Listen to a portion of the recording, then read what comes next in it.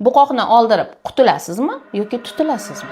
Qalqonsimon bez bu organizmdagi ko'p vazifalarni bajaradigan kichkinagina bez bo'lib, u o'zida garmon ishlab chiqaradi. Bu garmon har bitta to'qima miya uchun, yurak uchun, asab uchun, oyoq, qo'l uchun, soch uchun, hamma narsa uchun kerak. Ayniqsa semirmaslik uchun kerak. Ba'zi bir insonlar o'ylashadi, qalqonsimon bezni oldirib tashab qutulaman deb.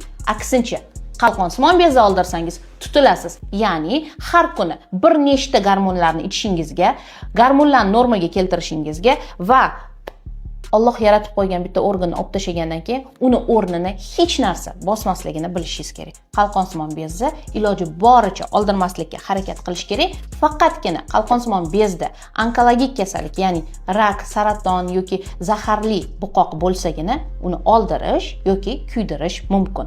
Qolgan paytda ishlab turgan organingizga zarar yetkazmang. Uni oldirishga harakat qilmang.